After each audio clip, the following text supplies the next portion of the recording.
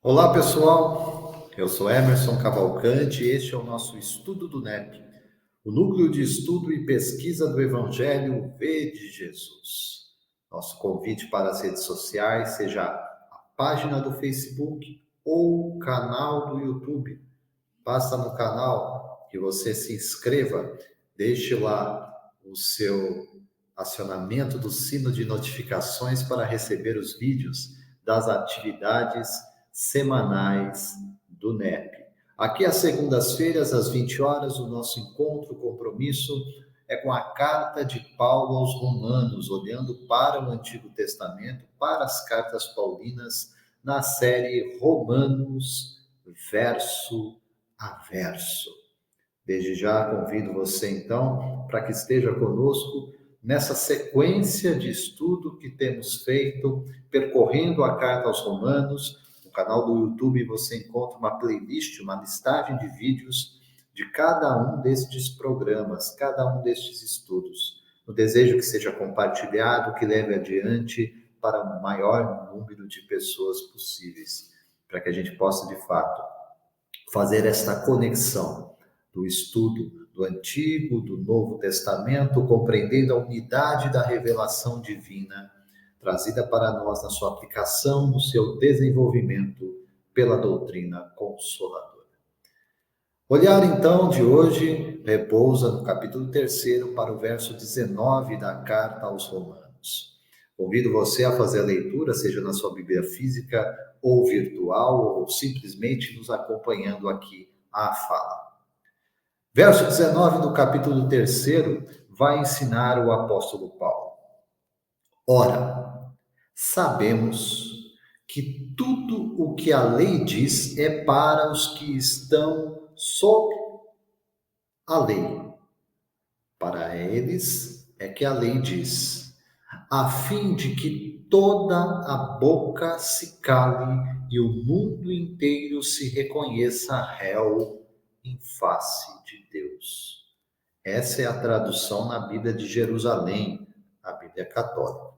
E João Ferreira de Almeida, no mesmo sentido, com alguma diferença de palavras, vamos encontrar o verso 19 e o ensino seguinte.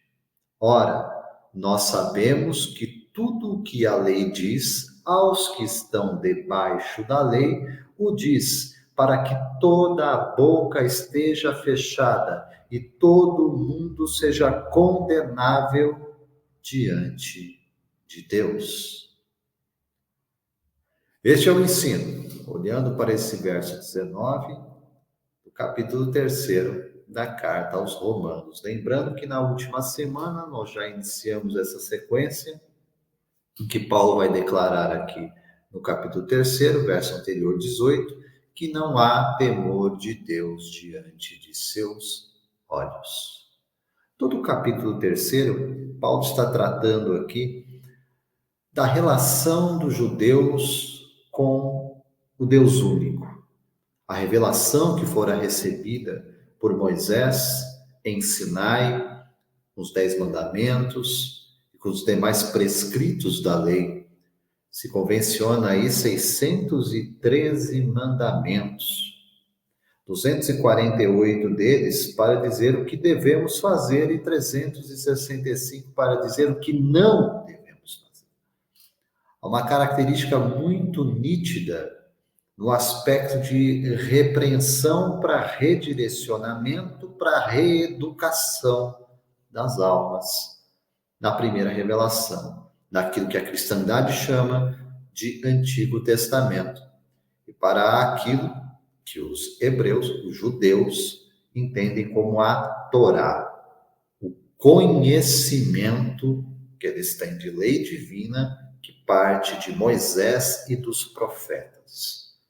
Nós cristãos olhamos para esse conjunto revelacional do Antigo Testamento como o início de uma pedagogia que vai culminar com a presença prometida e aguardada nas escrituras antigas, de Moisés e os profetas, na vinda daquele representante especial do pensamento, da vontade de Deus entre os homens, como um modelo que é ser o Filho de Deus, um ser humano conectado a Deus, representante e acionando em si esse DNA divino, representando a vontade e o pensamento de Deus junto aos homens. Encontramos em Jesus, o Cristo, este representante. Mais do que isso, Jesus representa, Jesus governa, Jesus orienta, ele educa. Jesus é ao mesmo tempo um rei, um sacerdote e um profeta. Dentro dessa conjuntura que nos mostra a amplitude do significado do Cristo junto a nós, nós vamos compreendê-lo como um grande tutor da nossa comunidade de espíritos imperfeitos. Ele próprio que dissera no Evangelho de Mateus que não viera destruir a lei, mas cumpri-la. E de fato ele a cumpriu em sua vida, em sua obra, com a sua exemplificação, ofertando em sacrifício a sua própria vida, quando esteve junto de nós, levando ao extremo do sacrifício através do martírio no Calvário. E de fato marcando e dividindo as eras com um exemplo único. Se os demais profetas e missionários apontam um caminho, Jesus se manifesta como o caminho, a verdade, a vida, porque comunica Deus para nós de forma direta.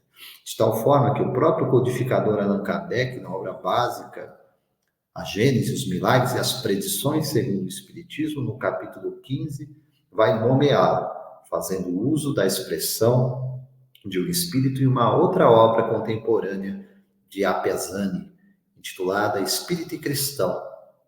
De lá, Kardec vai extrair a expressão médium de Deus para nomear o próprio Jesus, ou seja, um intermediário, como encontramos no mesmo Paulo nas suas cartas, um mediador entre Deus e os homens, por aquele elo que nos falta, o sentido, a sensibilidade, a percepção que nos falta na nossa relação com Deus. E perdemos essa percepção, perdemos essa sensibilidade por nossas livres escolhas e afastamento da divina lei. E é isso que devemos compreender. Quando eu olho para o verso 19 desse capítulo 3 da carta aos Romanos, rememorando o que o apóstolo está aqui ensinando. Ora, sabemos que tudo que a lei diz é para os que estão debaixo da lei, que o diz, a fim de que toda boca se cale e o mundo inteiro se reconheça réu em face de Deus. Percebam que a nossa situação, ao contrário do que se pensa, ao contrário do que se imagina, não é aquela percepção de que, olha, poderia ser diferente se a gente fizesse um ajuste aqui de comportamento, as coisas estariam mais tranquilas, estariam mais normalizadas nas nossas relações, que nós sanaríamos aquela angústia, aquele vazio existencial que por vezes bate dentro da gente, a gente não sabe muito perceber, captar o que está acontecendo, a razão e o porquê. Quando vamos mais a fundo, olhando para a revelação, quer dizer, aquilo que Deus nos mostra através de seus missionários, quer dizer, Deus deseja comunicar isso para a gente. Deus, como um Pai amoroso, justo, bom, busca pelos seus filhos para encontrá-los e para reconciliar conosco.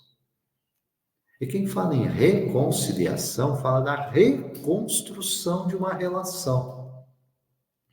Ora, se não for a Deus Se não fora Deus aquele que ocasionou esse afastamento nosso, se não fora Deus que nos apartou da divina lei, se reconhecemos em nós os promotores desta condição que nos gera perturbação, que gera uma consciência endividada diante dessa própria lei, estamos aqui a nos reconhecer nesse verso 19. E veja que Paulo não concede exceção, porque ele vai dizer que toda a boca se cale e que todo mundo se reconheça réu em face de Deus. A expressão pode parecer um tanto quanto pesada aqui no século XXI para a gente, né? Mas estamos olhando para um texto, para um escrito de um doutor da lei. Que lei era essa? A lei com Moisés. Que era a lei civil, era a lei disciplinar, era a lei religiosa, cerimonial. O que eles conheciam da vontade de Deus passava pela lei de Moisés. E há uma autoridade divina indiscutível, porque fora Israel, até então, nenhum outro povo manifestava a crença e tinha um culto público direcionado a esse Deus único. Todos acreditavam em muitos deuses, politeístas, idólatras. Os demais povos fora de Israel buscavam esses deuses humanos, no sentido da percepção que tinham deles. Deuses vaidosos, orgulhosos, ciumentos, cobiçosos, que manifestavam-se de uma forma materializada, tais quais eram os homens. Em sinceridade, sabemos, tais quais ainda somos, em nossa imensa maioria, vinculados ao imediato, à materialidade, com pouca preocupação com as questões profundas da espiritualidade. Estes somos nós. Espíritos imperfeitos, mas não por um erro de fabricação. Imperfeitos porque cavamos um abismo de distanciamento da lei que nos traz equilíbrio, justeza de pensamento, entendimento amplo da vida, cultivo dos ideais e sentimentos saudáveis para as nossas relações. Rompemos com isto. Dizemos um sonoro não para a lei divina. Ora, o que aprendemos na doutrina básica, e olhamos aqui a partir da codificação espírita de Allan Kardec, na perspectiva da doutrina, de trazer para nós, então, aquela aplicação e desenvolvimento do ensino de Jesus. Temos algumas questões aqui na obra básica, o Livro dos Espíritos, para compreender melhor isso. Primeiro, aquela nossa condição, escala espírita e espíritos imperfeitos. Quem somos? Kardec vai escrever um texto próprio para dizer assim, caracteres gerais, predominância da matéria, espírito, propensão ao mal, ignorância, orgulho, egoísmo, todas as más paixões que lhes são consequências. Ainda afirma que não somos todos, essencialmente maus. Em alguns há mais de inflexão, de inconsequência, de malícia, do que verdadeira maldade. Uns não fazem o bem nem o mal, porém, só pelo fato de não fazerem o bem já denotam a sua inferioridade. Outros, ao contrário, se comprazem, se satisfazem no mal e ficam satisfeitos encontrando a oportunidade de fazê-lo, a prática do mal. Eles podem aliar a maldade e a malícia à inteligência. Mas qualquer que seja o seu desenvolvimento intelectual, suas ideias são pouco elevadas e seus sentimentos mais ou menos inferiores. Olha aí, gente. Como não reconhecer a humanidade terrestre, uma dessas muitas moradas da casa do Pai? Dizemos o quê? Um mundo de provas e de expiações. Pausa aqui para compreender isso. Na psicografia de Chico Xavier, há uma obra intitulada O Consolador. Perguntas e respostas, perguntas direcionadas ao espírito, benfeitor, orientador do trabalho mediúnico de Chico Xavier e Emmanuel, para responder questões que depois foram subdivididas em ciência, filosofia, religião. Emmanuel vai responder a uma dessas questões que nos faz entender em maior profundidade esse significado de prova e expiação. A questão de número 246.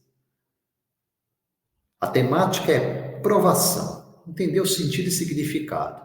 E aí perguntam a Emmanuel o seguinte: qual a diferença entre provação e expiação? Quantas vezes nós mesmos não nos perguntamos sobre isso, né? Mundo de provas e expiações, ok, o que significa? O que é estar em provação? O que é estar em expiação?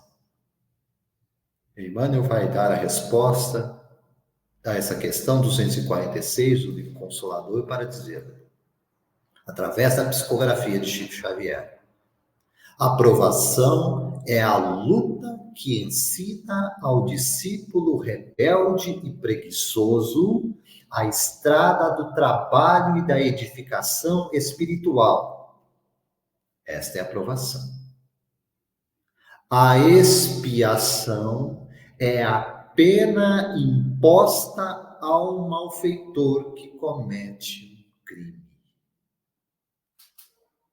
Pausa para entendimento aqui, né? Veja que breve resposta, grande conteúdo, amplo conteúdo. Provação. O que é essa prova a que somos submetidos e pela qual somos avaliados? Primeiro veja que Emmanuel está aqui dizendo sobre as tendências do aluno, do discípulo, daquele que matriculado para aprender as lições necessárias para o seu progresso moral, espiritual, intelectual. Quais são as características do aluno?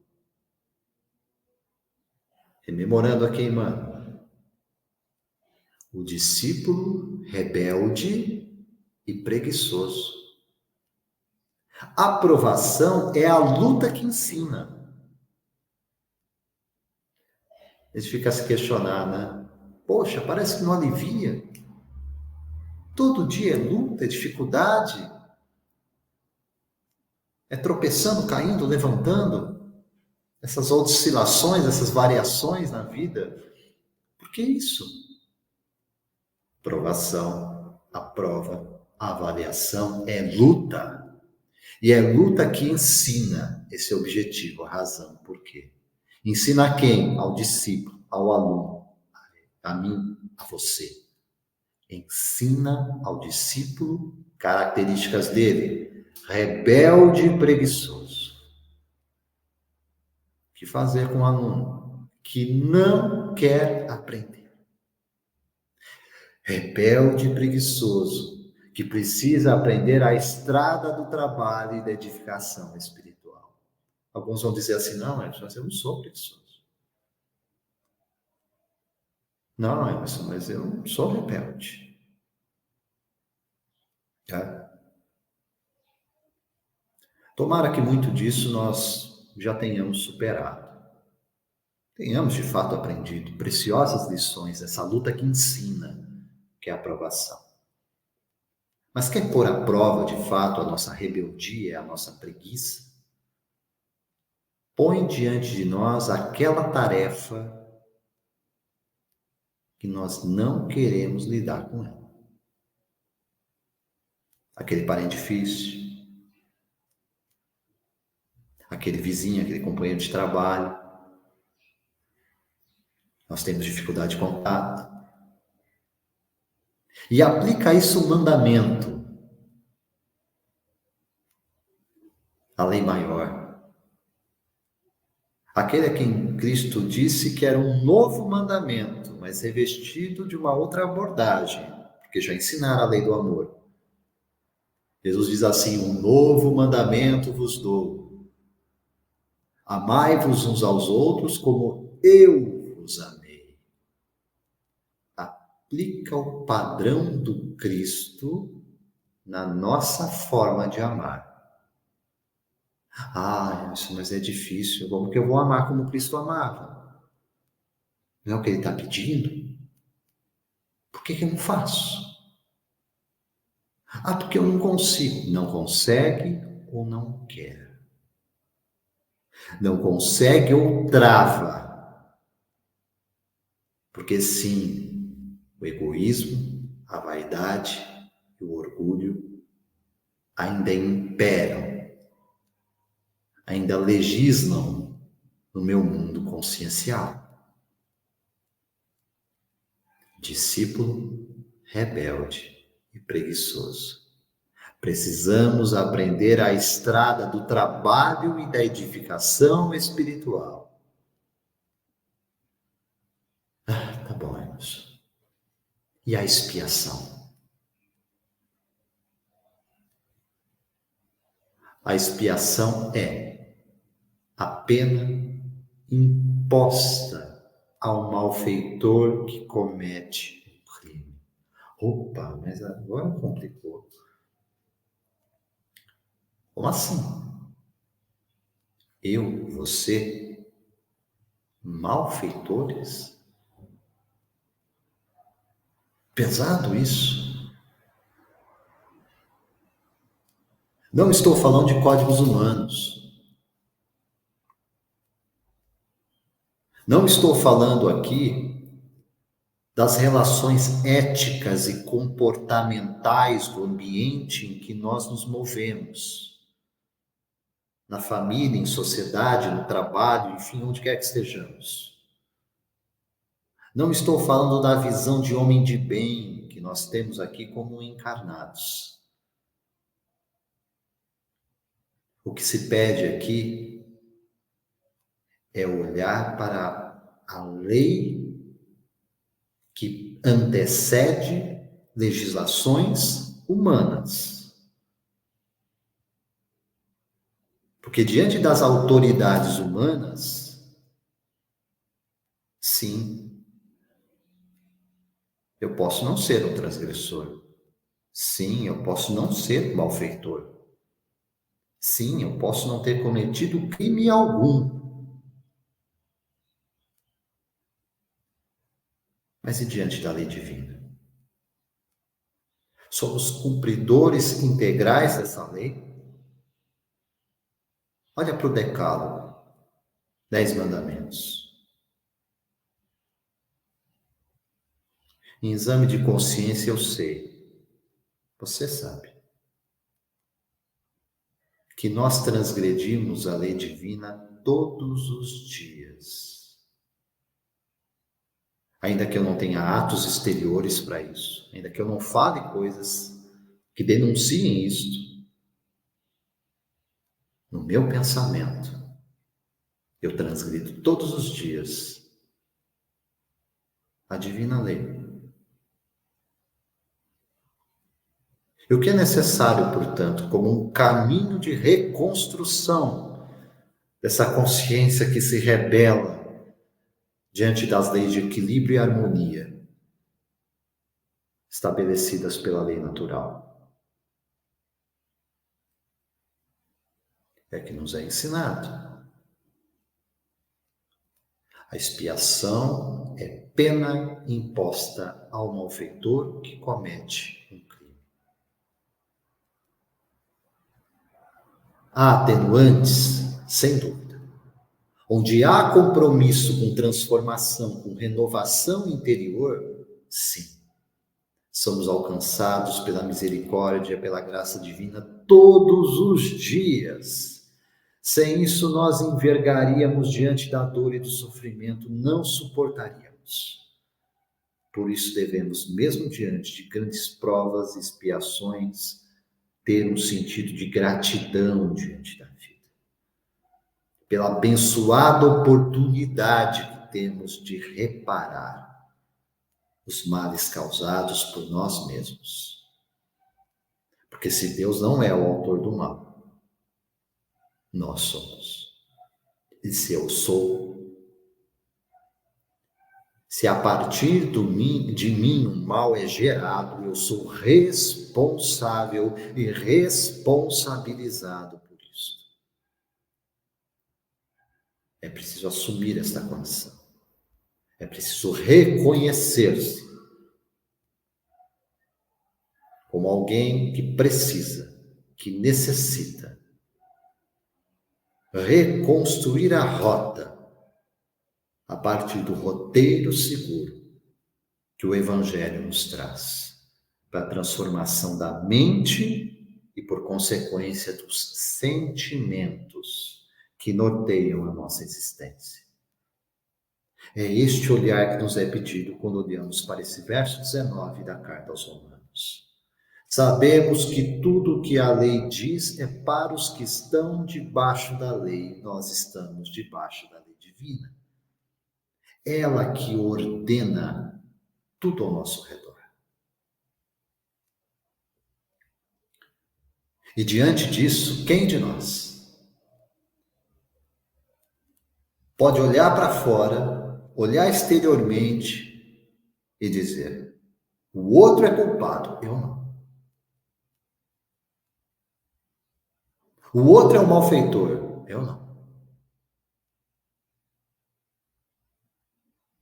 Transgressor é aquele que está muros afora de onde eu estou residindo.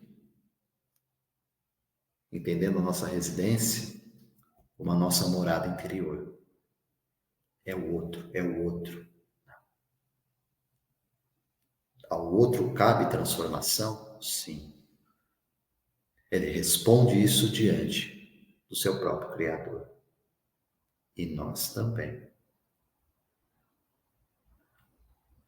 Portanto, se eu não posso nada alterar dentro da outra pessoa, ou dentro de um agrupamento de pessoas, eu posso e devo assumir isto em mim. Em mim. Por isso que o próprio codificador Allan Kardec, no capítulo 17 do Evangelho segundo o Espiritismo, Sede Perfeitos, vai nos dizer: reconhece o verdadeiro espírita, o verdadeiro cristão, como aquele que se esforça para domar más inclinações.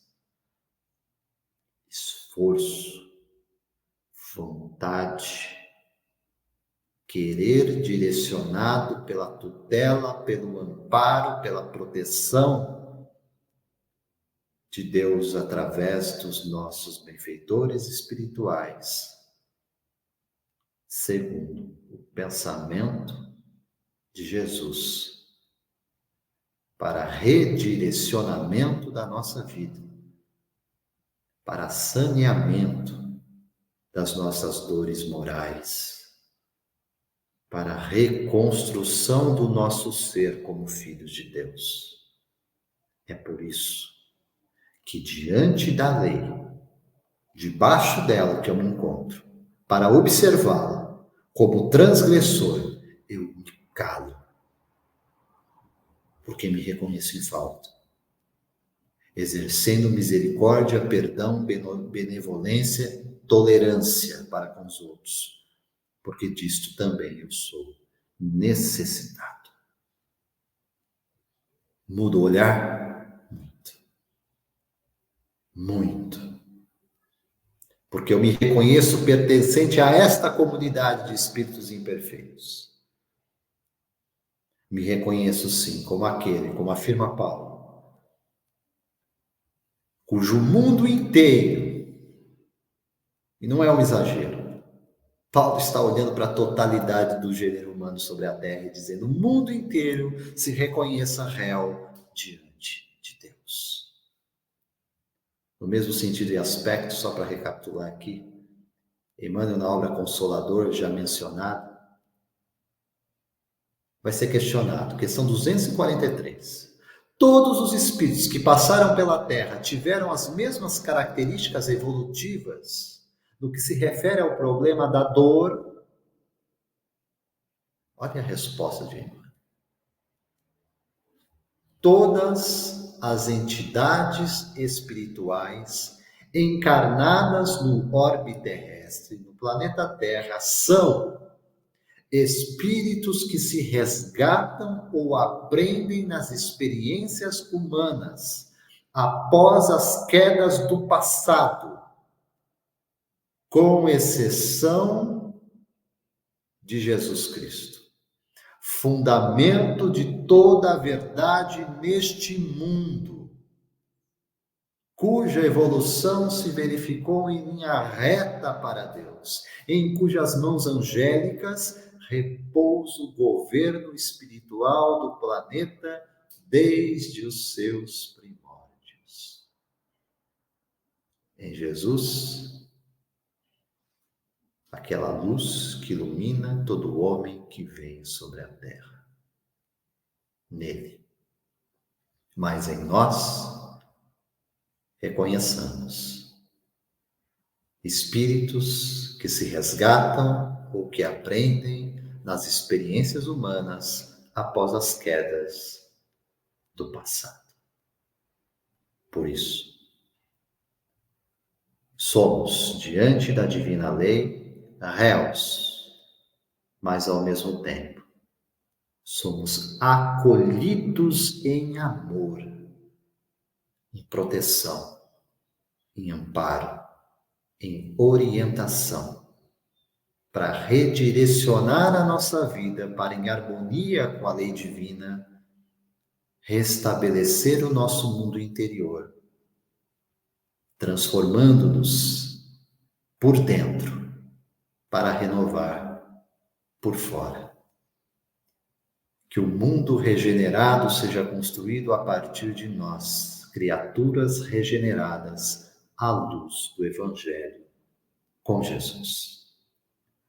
Amados, essas foram as nossas reflexões aqui em torno do capítulo 3º, verso 19, da Carta de Paulo aos Romanos. Aqui na nossa série Romanos verso a verso. Fica o convite de novo para vocês pelas redes sociais. Basta digitar NEPV de Jesus. No canal do YouTube, acione o sino de notificações e receba os novos vídeos das atividades semanais do NEP. Eu sou Emerson Oliveira Cavalcante e deixo aqui os meus votos de paz, de luz, sabedoria. Que Deus nos abençoe de sempre. Até a próxima. Até breve.